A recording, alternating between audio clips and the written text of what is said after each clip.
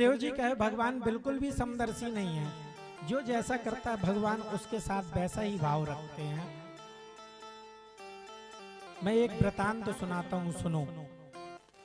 जब हिरण्याक्ष का वध कर दिए तो हिरण्यकश्यप जो इसका भाई था, इसने प्रण कर लिया रहा है कि रुद्र प्रियम तर्प इससे भ्रातरम में गयव्य था। मैं जब तक भगवान नारायण के रक्त से अपने भाई को तिलांजलि नहीं दूंगा तब तक मेरे को चैन नहीं पड़ेगा। खूब कठोर तप किया, जंगल गया, जंगल में ऐसा तप किया महाराज कि बताते हैं दीमक लग गई शरीर में।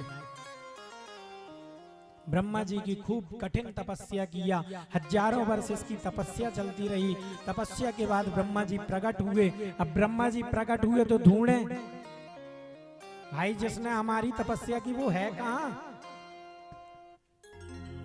ब्रह्मा जी ढूंढ रहे हैं, फिर आवाज आई जैसे ही तो वो मिट्टी पत्थर पेड़ सब जमे हुए थे उसको हटाए। अरे बेटा बस कर, इतनी कठिन तपस्या कर रहा है, बस कर, अब जरूरत नहीं है, मैं प्रकट हो गया हूं, बता तुझे क्या वर चाहिए। कहता महाराज मुझे अमर कर दो। ब्रह्मा जी बोले जब हम स्वयं अमर नहीं है तो तुमको कैसे अमर कर दें। अमर नहीं कर सकते तू दूसरा वरदान मांग। अब ये सोचने लगा मैं कौन सा वरदान मांगू। तो इसने महाराज वरदान की ऐसी ढेर लगाई कि ना ऊपर मरू, ना नीचे मरू, ना अंदर मरू, ना बाहर मरू, ना नर से मरू, ना पशु से मरू, ना भगवान के बनाए 12 महीनों में मरू, ना भगवान के बनाए नक्षत्रों में मरू, ना अस्त्र से मरू, ना शस्त्र से मरू। ढेर लगा दिया। बस कर बेटा, अब तो तू अमर ही हो गया है। इस प्रकार से वरदान मांगा। ब्रह्मा जी तथास्तु कह दिए। इसके 4 पुत्र हुए। एक पुत्र का नाम है प्रहलाद। ये प्रहलाद जो है ना, इसको बचपन से एक ग्रह लग गया। अच्छा, किसी को राहु केतु शनि लग जाए तो पंडित जी जाप करके हटवा सकते हैं, लेकिन ये जो ग्रह लगा है ना, ये कोई नहीं हटा सकता। कौन सा ग्रह? कृष्ण ग्रह ग्रहीतात्मा न वेद जगदीदृशम। ये कृष्ण ग्रह लग गया, बचपन से इनको लग गया। और ये जब ग्रह लगा ना तो ये ग्रह हटने वाला नहीं है। बचपन से यह ग्रह लग गया। विद्यालय भिजवाए। विद्यालय में इसका नाम से विद्यालय चलता था, हिरण्यकश्यपु दानव विश्वविद्यालय। उस विद्यालय में गया, विद्यालय में पढ़ाई करने लगा। इसके प्रधानाचार्य हैं संडा और मर्क। ये शुक्राचार्य जी के पुत्र हैं, संड और अमर्क।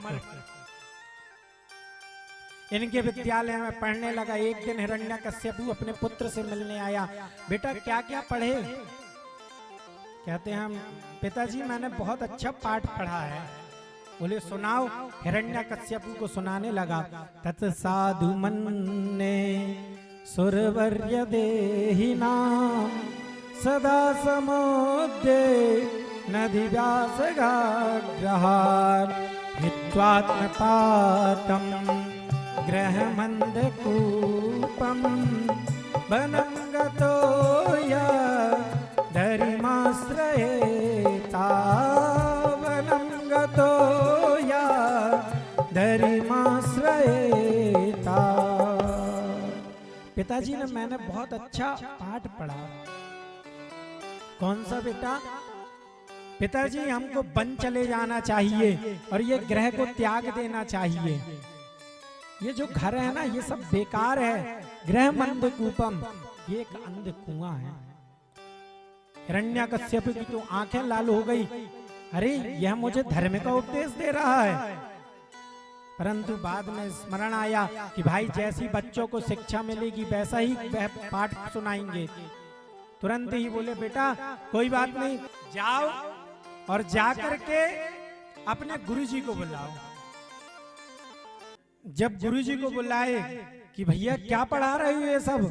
कहते अरे महाराज आपकी सरकार है, हम क्या पढ़ाएंगे। आपने बोला गां माने गणेश पढ़ाना बंद करो और गां माने गधा पढ़ाओ, तो हम गधा पढ़ा रहे हैं महाराज, क्योंकि सत्ता आपकी है। हिरण्यकश्यपु को बड़ा क्रोध आया। कहते हैं पहली गलती है इसलिए मैं छोड़ रहा हूं, परंतु आगे याद रखना। बोले जी सरकार, आगे से बिल्कुल ये गलती नहीं होगी। धीरे धीरे समय आया, गर्मियों की छुट्टी पड़ी, प्रहलाद को छोड़ने संडव और मर्क दोनों लोग घर गए। भैया ने आज तैयार किया और कहा प्रहलाद जाओ और अपने पिता से मिल लो। हिरण्यकश्यपु के पास गए और हिरण्यकश्यपु को प्रणाम करते हैं। अरे बेटा आ गए, इस बार क्या पढ़े। कहते पिताजी इस बार एक पाठ नहीं, मैं 9 पाठ पढ़ा हूं। अच्छा गुरुजी घबराए, ये क्या पता क्या सुनाएगा।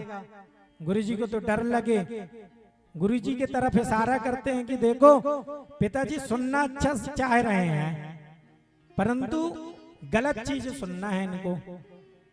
कहते पिताजी इस बार मैं 9 पाठ पढ़ा हूं, सुनाओ। श्रवणम कीर्तनम विष्णु स्मरणम पाद सेवनम अर्चनम वंदनम दास्यम सख्यमात्म निवेदनम। पिताजी इस बार मैंने 9 पाठ पढ़े हैं। कौन कौन से? पहले भगवान को श्रवण करो, फिर भगवान का कीर्तन करो, फिर स्मरण करो और फिर उसके बाद भगवान का पूजन करो, और जब सब कुछ हो जाए तो उनके दास बन जाओ, और दास बनने के बाद उनको अपने आप पे समर्पित कर दो। हिरण्यकश्यपु तो लाल हो गया, चिल्लाने लगा, ये पढ़ाते हो मेरे बच्चे को, ये मुझे बता रहा है कि हरि की शरण में चले जाओ, उनका ध्यान करो। गुरुजी तो थर थर कांपे, महाराज गंगा जल उठवा लो, सौगंध खिलवा दो, नमत प्रणीतम न पर प्रणीतम सुदो बदत्ते पदवेत शत्रु। महाराज ना हम पढ़ा रहे हैं ना इसको लिखा रहे हैं, ये तो पढ़ा पढ़ाया आया है। हिरण्यकश्यपु का क्रोध, आंखें लाल हो गई। कहते हैं उसको मरवा दो। लेके गए महाराज, पहाड़ों से फेंकवाया, जल में डुबोया, होलिका से जलाया, परंतु इसका कुछ नहीं कर पाया। फिर गुरुजी ने समझाया, एक मौका और हमको दो, हम देखते हैं। कहते ये बात ध्यान रखना, ये कोरोना जैसी बीमारी है, इसको अगर हरि की लत लग गई है तो ये सबको ना लगा दे, सब में ना फैले, इसका ध्यान रखना। विद्यालय वापस लेकर के आया और विद्यालय में वापस लेकर के आके इनका ध्यान रखने लगे। एक दिन गुरुजी बाजार गए थे। गुरुजी जब बाजार गए तो इसने सब बच्चों को बुलाया, कहता आओ भैया हम कोई खेल खेलते हैं। सब लोग आए। कहते कौन सा खेल? कहते आज हम भगवान का भजन कीर्तन खेलते हैं। अरे तू यहाँ भगवान का भजन कीर्तन करवाएगा तो ऐसा ना हो कि तेरे पिताजी को पता चल जाए और वो सबको मारे। अरे तुम मेरे पिताजी से डरते हो और उस परमपिता से नहीं डरते हो। कहते हैं उस परमपिता से तुमको बिल्कुल डर नहीं लगता क्या? कहते हैं तुम बिल्कुल निश्चिंत रहो, मेरे पिताजी को छोड़ो, वो परम पिता हमारी रक्षा करेगा। और सब बच्चों को लिए और गाना शुरू कर दिए, हरि हरि हरि हरि नारायणा ओम नारायणा हरि हरि हरि हरि नारायणा ओम नारायणा हरि हरि हरि हरि नारायणा नारायणा हरि हरि हरि हरि नारायणा ओम नारायणा हरि हरि हरि हरि नारायणा ओम नारायणा। सारे लोग नाच रहे हैं, सारे लोग कूद रहे हैं, एक दूसरे को पकड़ पकड़ के झूम रहे हैं। जब झूमना शुरू किए इतने में गुरुजी आ गए।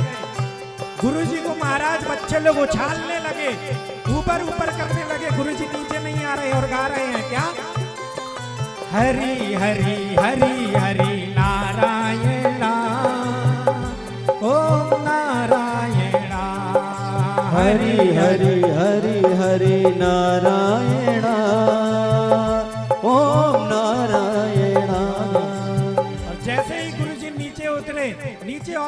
उतर करके दौड़ लगा दी हिरण्यकश्यपु के पास। महाराज आपके बेटे की बीमारी सब में फैल गई। सब लोग नाच रहे हैं, सब लोग भगवान का कीर्तन कर रहे हैं। हिरण्यकश्यपु की आंखें लाल हो गई, गदा उठाया और गदा उठा करके दौड़ लगा के चलने लगा। कोपावेश चलत जाता, चिल्लाते हुए जा रहा है। और जैसे ही गया और जा करके जोर से दहाड़ मारा, सारा संकीर्तन सन्नाटे में बदल गया। सब शांत हो गए। तुरंत घबराए सब बच्चे लोग छुपने लगे। प्रहलाद के पास गया। प्रहलाद, आखिर किसका बल है, किसके बल में तू इतना जोर बता रहा है? शासनम किम बलोत्यागा, किसका बल आ गया तुझ पर? कई बार चिल्लाया प्रहलाद जी को। प्रहलाद जी पहले तो कुछ भी नहीं बोले,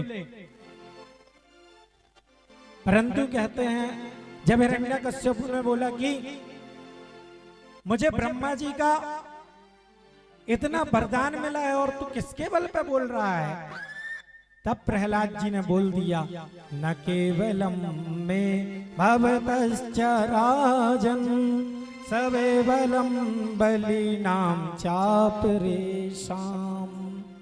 पिताजी, जिस ब्रह्मा को वो बल देते हैं मैं उनके बल में बोल रहा हूं। कौन है? कहते वो हरि है, वह नारायण है। इसका तो क्रोध बढ़ता जा रहा है, लाल हो गए। कहां है तेरा हरि, दिखता क्यों नहीं है? कहते हैं पिताजी प्रभु व्यापक सर्वत्र समाना, सब जगह है। कहते हैं क्वासो वा यदि सर्वत्र अकस्मात स्तंभे न दृश्यते, यदि तेरा प्रभु सब जगह तो मुझे इस स्तंभ में क्यों नहीं दिख रहा? प्रहलाद जी बोले मया तु दृश्यते, मुझे तो दिख रहा है। और जोर का गदा का प्रहार किया है। भगवान नरसिंह के रूप में प्रकट हो गए। बोलिए नरसिंह भगवान की गगड़ गड़गड़ानो खम्भ पाटो चरचरानो निकसो नर नार को रूप अति भयानक हो। गगड़ गड़गड़ावे दसन जीव लब लबावे चितवन सरोज मानो अंग जाति गानो है। चारों तरफ हाहाकार मच गई, डरने लगा। एक बार तो हिरण्यकश्यपु को खुद लगा ये तो इसका भगवान बड़ा भयानक है, डरने लगा, कांपने लगा।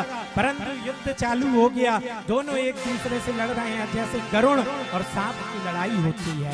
एक दूसरे से लड़ते जा रहे हैं। सुबह से शाम हो गई। शाम को जैसे ही हुई वैसे ही पकड़ा हिरण्यकश्यपु को नारायण भगवान ने और एक दहरी में ले जा करके अपनी जंगा में बैठाला और जंगा में बैठाल करके हंसने लगा। हिरण्यकश्यपु कहता महाराज आप मुझे नहीं मार सकते हैं। क्यों नहीं मार सकते हैं? मेरे पास इतने वरदान हैं। क्या क्या वरदान है बोल आज तू। कहता महाराज मैं ना भीतर मरूंगा ना बाहर मरूंगा, देख तू कहाँ है। देखा तो दहरी में था। कहता महाराज मैं ना ऊपर मरूंगा ना नीचे मरूंगा, देख कहाँ पर बैठा है, जंगा में बीच में बैठा है। और बता कितने वरदान है। कहता है महाराज मैं ना नर से मरूंगा ना पशु से। देखा महाराज को तो भगवान ऊपर से सिंह और नीचे से नर। कहते हैं बता मैं नर हूं कि सिंह हूं।